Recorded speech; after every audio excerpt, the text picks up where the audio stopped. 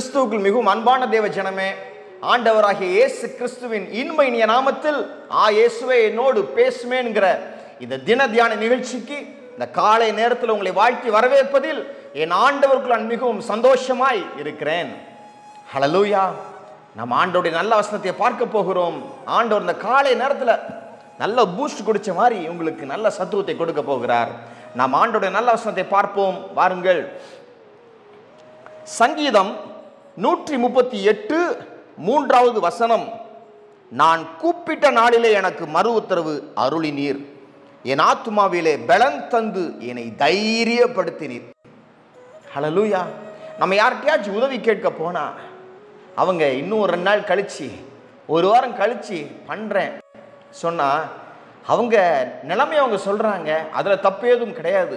ஆனால் நமக்கு ஒரு வேதனை இருக்கும். பாருங்கள், சே இன்னைக்கே செஞ்சா நல்லா இருக்குமே, இன்னைக்கே ஒன்று சொன்னா நல்லா இருக்குமே, சஸ்பென்ஸ்லேயே கொண்டு போறாங்க அப்படி நினைப்போம். ஆண்டவர் சொல்றாரு, நீ கூப்பிட்ட நாளிலே நான் உனக்கு மறு உத்தரவு கொடுக்கிற தேவனாய் இருக்கிறேன். இன்றே ரட்சணை நாள் என்று பரிசுத்த வேதாகமம் சொல்லுகிறது. அது மாத்திரம் இல்ல, அவர் மறு உத்தரவு கொடுக்கும் பொழுது நம்ம ஆத்மாவில் ஒரு பலன் வரும், நமக்கு ஒரு தைரியம் வரும். பாருங்க, மனுஷன் ஏதாவது சொன்னா கூட நம்ம நினைப்போம், பரவாயில்லையே நல்லா பேசுறாங்க, அவங்க ஹெல்ப் பண்ணுவாங்க போல, நமக்கு ஒரு பலன் வரும், ஒரு தைரியம் வந்துடும். பாருங்க, அந்த வார்த்தையே பலப்படுத்துமானால், தைரியப்படுத்துமானால், வானத்தையும் பூமியும் படைத்த சர்வ வல்லமையுள்ள தேவனுடைய பரிசுத்த ஆவியானவர் பேசும் பொழுது நாம் மெய்யாக தைரியப்பட்டு திடம் கொள்வோம். பாருங்க, ஹல்லேலூயா. எஸ், அப்போஸ்தலர் நடபடிகள் 27:22 வாசிக்கிறேன். ஆகிலும் திடமனதாயிருங்கள் என்று இப்பொழுது உங்களுக்கு தைரியம் சொல்லுகிறேன். கப்பர் சேதமே அல்லாமல் உங்களில் ஒருவனுக்கும் பிராண சேதம் வராது. அப்போஸ்தலனாகிய பவுல் மற்றும் அவரோட நிறைய பேர் ரோமபுரிக்கு போயிட்டு இருக்கிறாங்க. ஹல்லேலூயா. ஆமா, ராயன் முன்பதாக, இங்கிலீஷ்ல சீசர்னு சொல்லுவாங்க, அவர் முன்பதாக நிற்பதற்கு போயிட்டு இருக்காங்க. அதிகாரி முன்பதாக நிற்பதற்கு போயிட்டு இருக்காங்க. கைதிகளை போறாங்க எல்லாரும். பவுலும் கைதி தான் போறாரு. கப்பல் ஏறும்பொழுது கைதியாக இருந்தவர் அங்க பிரீச்சராக மாறிட்டார். பாருங்க, ஹல்லேலூயா. பாருங்கள், அவர் சொல்லுகிறார், பாருங்க, கப்பல் உடையிற மாதிரி இருக்கு, ஜீவன் பெயரும் நினைக்கிறீங்க நீங்க, ஆனா நான் ஆண்டவர்கிட்ட ஜெபம் பண்ணேன், அவர் இன்னைக்கு எனக்கு ஒரு மறு உத்தரவு கொடுத்தார், உங்களுக்கு கப்பல் சேதம் ஆகுமே ஒழிய யாருக்குமே உயிர் சேதம் நடக்காது என்று சொல்லி அது எல்லாரையும் அவர் உற்சாகப்படுத்துகிறார். ஹல்லேலூயா.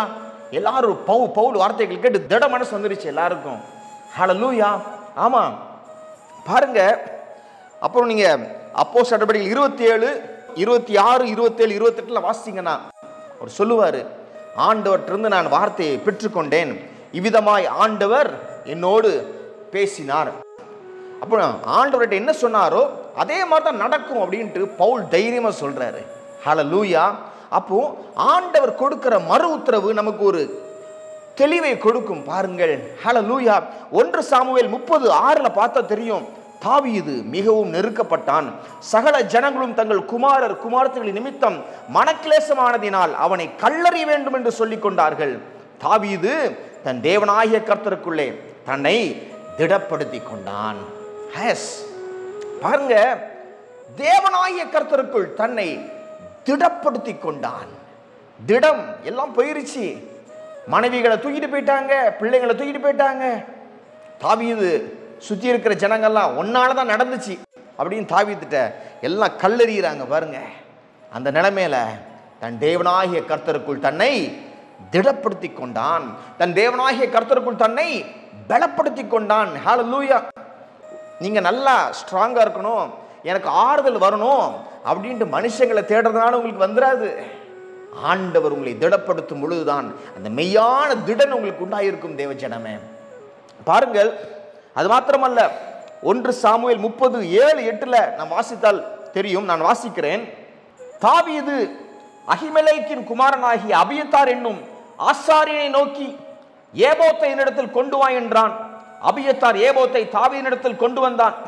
தாவீது கர்த்தரை நோக்கி, நான் அந்த தண்டை பின்தொடர வேண்டுமா, அதை பிடிப்பேனா என்று கேட்டான். அதற்கு அவர், அதை பின்தொடர், அதை நீ பிடித்து சகலத்தையும் திருப்பிக் கொள்வாய் என்றார். ஒரு ஆசாரியனை வர சொல்லி ஏபோத்தை வாங்கி, அந்த காலத்தில் ஏபோத்து அணிந்து கொண்டு ஆண்டவர்கிட்ட விசாரிப்பாங்க. ஹல்லேலூயா. இப்பொழுது பரிசுத்த வேதம் வச்சுட்டே நம்ம விசாரிக்கலாம். அப்போ அந்த ஏபோத்தை அணிந்து கொண்டு அவர் ஆண்டவர்கிட்ட விசாரிக்கிறார். ஆண்டவரே, அந்த தண்டை நான் பின் தொடரலாமா, நான் எல்லாவற்றையும் திருப்பி கொள்வேனான்னு கேட்கிறாரு. ஆண்டவர் சொல்றாரு, அந்த தண்டை பின் தொடர், நீ சகலத்தையும் திருப்பிக் கொள்ளுவாய். ஹல்லேலூயா. நீ இழந்து போன அனைத்தையும் பெற்றுக்கொள்வாய் தாவீதே என்று ஆண்டவர் அவரை உற்சாகப்படுத்துகிறார். ஹல்லேலூயா. இந்த காலை நேரத்தில் அவர் உங்களை உற்சாகப்படுத்துகிறார். உங்களுக்கு நீங்க கூப்பிட்ட அந்த நாளிலே உங்களுக்கு மறு உத்தரவு கொடுப்பார். உங்கள் ஆத்மாவிலே பலனை கொடுப்பார், திடனை கொடுப்பார். முன்னேறி செல்வதற்கு வழியை காண்பிப்பார். தடைகளை உடைத்து போடுவார், கட்டுகளை அறுத்து போடுவார். தேவஜனமே, ஆண்டவருக்கு சந்தோஷமா இருங்க. பவுலுக்கு அன்னைக்கே ஆன்சர் வந்தது. அவர் எல்லார்ட்டையும் சொல்லும் போது எல்லாம் ஸ்ட்ராங் ஆயிட்டாங்க. தாவீதுக்கு அன்னைக்கே ஆன்சர் வந்துருச்சு. அவர் சகலத்தையும் திருப்பி கொண்டார். உங்களுக்கு பதில் வரப்போகிறது, பலன் வரப்போகிறது. நாம் ஜெபிப்போம் வாருங்கள். ஆண்டவரே, உம்மை நோக்கி கூப்பிடுகிற அந்த நாளிலே எங்களுக்கு மறு உத்தரவு கொடுக்கிற தேவனாய் நீர் காணப்படுறீங்கப்பா. எங்கள் ஆத்துமாவிலே பலன் கொடுத்து எங்களை வழி நடத்தும் தேவனாய் நீங்க காணப்படுறீங்க ஆண்டவரே. நாளைக்கு பார்த்துக்கலாம்னு சொல்ல மாட்டீங்க ஆண்டவரே. இன்னைக்கு எங்களுக்கு நீங்க பதில் கொடுப்பீங்க. இன்றைய நாள் இரட்சணிய நாளாக இருப்பதற்காக உமக்கு நன்றி ஆண்டவரே. விடுதலையை கொடும், ஆத்துமாவிலே பலனை கொடும், ஆத்துமாவிலே திடனை கொடும், மறு உத்தரவு இன்றைய கொடும் என்று சொல்லி நாங்கள் ஜெபிக்கிறோம் அப்பா, ஜெபிக்கிறோம் அப்பா. உமக்கு நாங்கள் நன்றி செலுத்துகிறோம். நன்றி செலுத்தி இந்த ஜெபத்தை எங்கள் அன்பர் இயேசு கிறிஸ்துவின் நல்ல நாமத்தில் ஏறெடுக்கிறோம் எங்கள் வல்ல பிதாவே.